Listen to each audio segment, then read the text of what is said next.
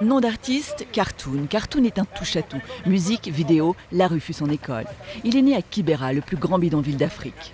Guide à ses heures, ce prince de la débrouille y emmène les touristes.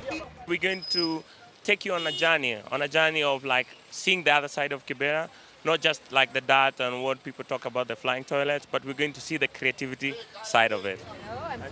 Présentation, un peu de crème solaire et embarquement immédiat pour ce safari, pas tout à fait comme les autres. Première confrontation, cet autre monde est là, derrière la fenêtre. Kibera avec ses odeurs, sa poussière, une zone habituellement interdite aux Blancs par mesure de sécurité. Puis je ne pense pas qu'on puisse rentrer comme ça à Kibera, juste pour voir, toute seule. Non, je ne me suis jamais aventurée dans Kibera.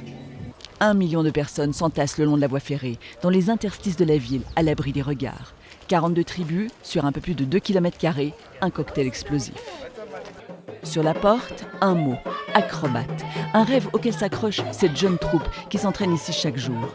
Il fait chaud, mais la volonté de s'en sortir donne des ailes. Impression. Ils sont très sympathiques ces enfants, ils m'ont beaucoup impressionné. Ils arrivent à se bouger dans tous les sens et puis ils ont l'air d'avoir beaucoup de plaisir. À Kibera, il y a une toilette pour 100 personnes.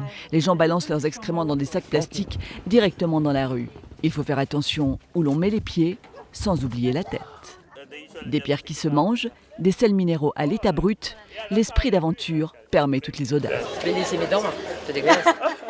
Dernière étape, rencontre avec Martha, une habitante de Kibera.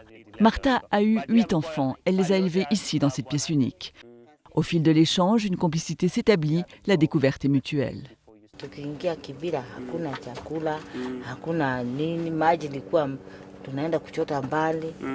Rencontre entre deux mondes que tout sépare.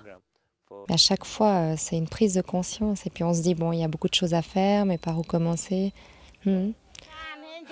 Revenez quand vous voulez, dit Martha en guise de revoir. On appelle cela tourisme social, tourisme solidaire. Montrer que les bidonvilles sont autre chose que des lieux infréquentables, des lieux dépotoirs. En Afrique du Sud, cette approche a déjà conquis ses lettres de noblesse. Au Kenya, elle commence à se développer.